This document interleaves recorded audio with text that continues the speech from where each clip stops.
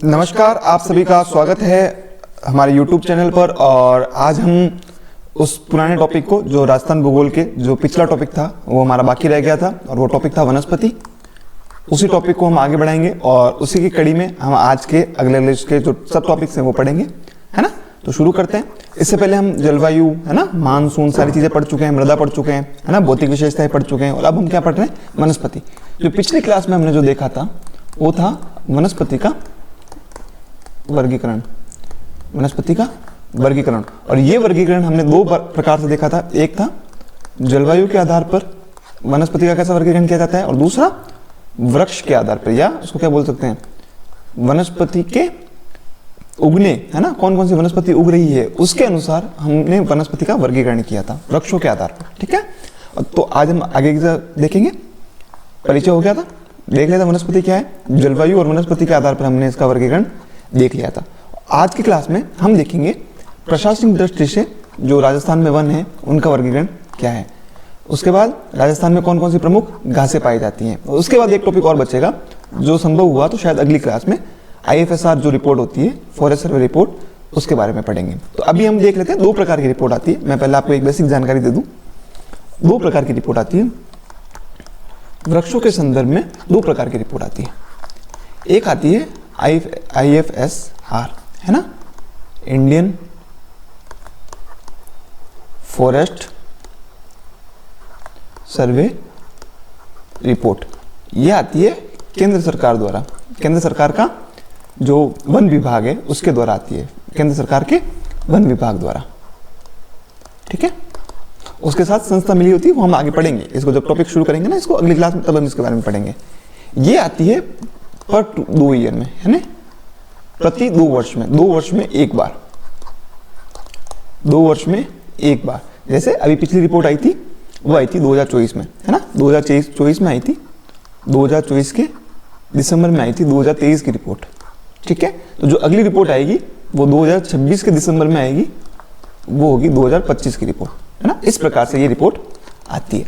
एक रिपोर्ट और आती है, वो है राजस्थान का प्रशासनिक प्रतिवेदन।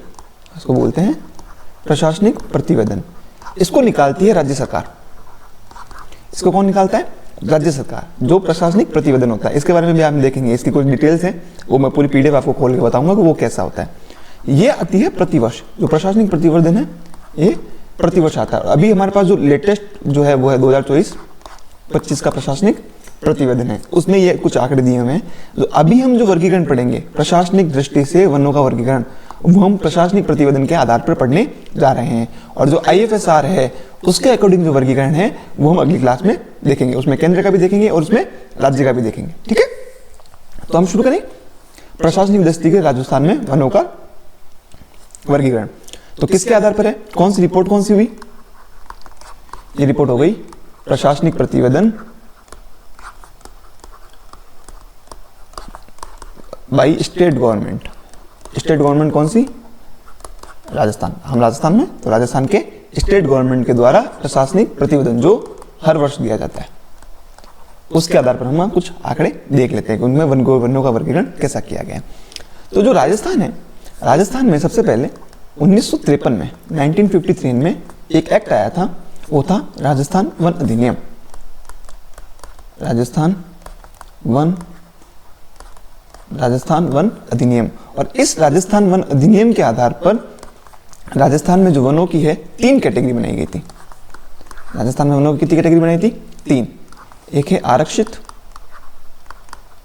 है ना, एक है रक्षित और एक है अवर्गीकृत। आरक्षित, रक्षित और अवर्गीकृत, 3 कैटेगरी है, आरक्षित, रक्षित और अवर्गीकृत। तो सबसे पहले हम देखेंगे आरक्षित वर्ग। सबसे पहले हम कौन सा देख रहे हैं? आरक्षित वर्ग। आरक्षित वर्ग कौन कौन से हैं? ठीक है, आरक्षित वर्ग क्या होते हैं? ऐसे वृक्ष, सबसे पहला आरक्षित वर्ग, ऐसे वृक्ष या ऐसे वन जिन पे सरकारी नियंत्रण पूर्ण होता है। पूर्णतः किसका नियंत्रण होता है? सरकार का नियंत्रण होता है। लकड़ी काटने, पशुचारण करने या इनमें प्रवेश करने की अनुमति नहीं दी जाती। ठीक है, और ये जो है ये राज्य के लगभग 36.9% हिस्से पे, इनका एरिया कितना है? 12,198.71 वर्ग किलोमीटर। एरिया कितना है? 12,198.71 वर्ग किलोमीटर। कुल वन क्षेत्र के 36.9% हिस्से पे कौन से पाए जाते हैं? आरक्षित वन, है ना। कुल आरक्षित वन कितने हैं? 33,014 वर्ग किलोमीटर। कौन सी रिपोर्ट है? 2024-25 की प्रशासनिक प्रतिवेदन रिपोर्ट। उसके अकॉर्डिंग 36.9% हिस्से पे क्या पाए जाते हैं? आरक्षित वन। कुल टोटल एरिया कितना है? 12,198.71 वर्ग किलोमीटर। ये याद होना चाहिए। और ये वाले जो वन है ये सर्वाधिक पाए जाते हैं उदयपुर में। सर्वाधिक कहाँ पाए जाते हैं? उदयपुर में। और कुछ चित्तौड़गढ़ में भी। इसके बाद किसका नंबर आता है? उदयपुर के बाद चित्तौड़गढ़। तो सर्वाधिक कहाँ पाए जाते हैं? उदयपुर। उसके बाद होते हैं रक्षित वन, जिनको अंग्रेजी में बोलते हैं प्रोटेक्टेड फॉरेस्ट। क्या बोलते हैं? Protected forest. इनमें जो पहला कौन सा था? एक बार वापस देख लेते हैं। पहला था रिजर्व, दूसरा है प्रोटेक्टेड, प्रोटेक्टेड को बोला रक्षित, रिजर्व को बोला आरक्षित, है ना। और तीसरे अवर्गीकृत, अनक्लासिफाइड।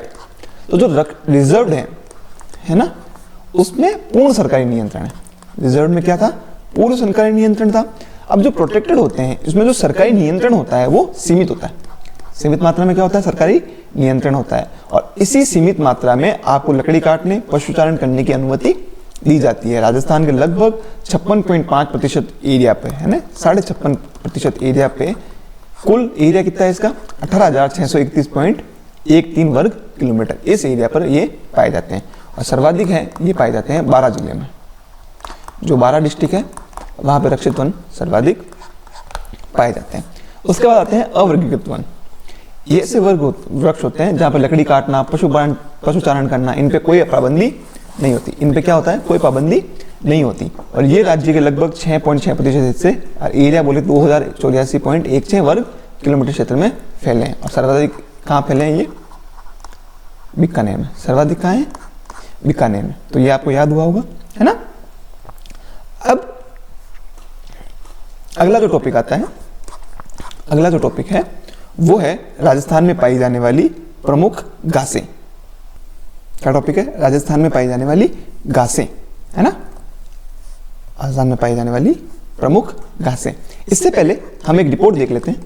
ये जो प्रशासनिक प्रतिवेदन रिपोर्ट है, ये वाली हम रिपोर्ट एक बार देख लेते हैं। उस रिपोर्ट पे चलते हैं डायरेक्ट। ये देखिए, ये आपके सामने एक रिपोर्ट खुली।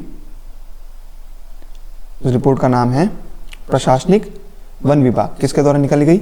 वन विभाग। वन विभाग के द्वारा निकाली गई कौन सी रिपोर्ट है? प्रशासनिक प्रतिवेदन रिपोर्ट। एक सेकेंड, प्रशासनिक प्रतिवेदन रिपोर्ट, ये दिख रहा है ना। हर वर्ष निकलने वाली प्रशासनिक प्रतिवेदन रिपोर्ट। लेटेस्ट कौन सी है? 2024-25 की। 2024-25 की। अब इस रिपोर्ट के अंदर हम जाएंगे ना, देखा कहां से निकली हुई है? वन विभाग। अब इस रिपोर्ट के अंदर अपन चलते हैं और यहां देखते हैं कि कितने वन हैं, क्या है ना। अभी जो हमने आंकड़ा देखा वो एज इट इज इस रिपोर्ट में लिखा हुआ है, तो आपको समझ में आ जाएगा ये ऑथेंटिक डेटा है। डेटा कैसा है? ऑथेंटिक है। तो वन रिपोर्ट में टोटल वर्ग कितने देखे अपन ने? 33,014। टोटल कितने थे? 33,014 स्क्वायर किलोमीटर, 33,014 वर्ग किलोमीटर। इनको अपन ने कितने भागों में बांटा? 3। कितने भागों में बांटा? 3। ठीक है। कौन कौन से 3 है? आरक्षित, रक्षित और अवर्गीकृत। आरक्षित कितने थे? 12,198.71। रक्षित कितने थे? 18,631.13। और अवर्गीकृत कितने थे? 2,184.16। ठीक है। ये है हमारा प्रशासनिक प्रतिवेदन के अनुसार रिपोर्ट के डेटा। ठीक है। अब इसमें IFS सरकार के भी डेटा दिए हुए हैं, वो अपन अगली क्लास में देख लेंगे। ठीक है। अभी जो मैं एक चीज दिखाना चाह रहा हूं वो ये है कि इसके अगर हम थोड़ा नीचे जाएंगे, इस रिपोर्ट के अगर थोड़ा नीचे जाएंगे तो ये देखिए, यहाँ पे राजस्थान में जो IFSR रिपोर्ट है उसका पूरा डेटा दिया हुआ है। ये दिख रहा, सामने दिख रहा है आपको? ये रिपोर्ट का है। इसके थोड़ा और नीचे जाएंगे, 4-5 पेज नीचे और जाएंगे तो पेज नंबर 21 पर, है ना, पेज नंबर 21 पर वन विभाग से संबंधित, है ना, वन विभाग के जो भी डेटा हैं या जो भी इनकी नीतियां हैं उनसे संबंधित आपको कुछ चीजें देखने को मिलेंगी, कुछ फैक्ट्स देखने को मिलेंगे एग्जाम की दृष्टि से। उन्हें एक एक करके अपन देख लेते हैं। ठीक है। क्या दिया हुआ है? राज्य पशु। राज्य पशु कौन सा है? चिंकारा व ऊंट। राज्य पक्षी गुडावन। राज्य वृक्ष खेजड़ी, राज्य पुष्प रोहिड़ा, है ना। अभी थर्ड ग्रेड में भी ये सवाल आए थे, थर्ड ग्रेड के पूरे सिलेबस में कभी कभी जनरल नॉलेज के लिए भी पूछ लिए जाते हैं। टोटल राष्ट्रीय उद्यान कितने हैं? 3। वन्य जीव अभ्यारण्य है 26, कंजर्वेशन रिजर्व है 37, कंजर्वेशन रिजर्व कितने हैं? 37। कुल 5 बाघ परियोजना, इनके बारे में हम अलग से क्लास लेंगे। रणथंभौर, सरिस्का, मुकुंदरा हिल्स, रामधारी विशगढ़ और धौलपुर करेली, कुल 5 बाघ परियोजनाएं चल रही है। रामसर स्थल कितने लिखे हुए हैं? 2।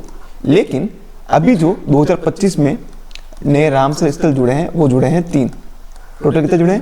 3। तो अब टोटल कितने हो गए हैं? 5। इसमें 2 लिखे हुए हैं, केवलादेव और सांबर, उसमें एक सिलीसेड लेक भी जुड़ा है ना। टोटल 5 है। तो रामसर के बारे में भी हम अलग से क्लास लेंगे।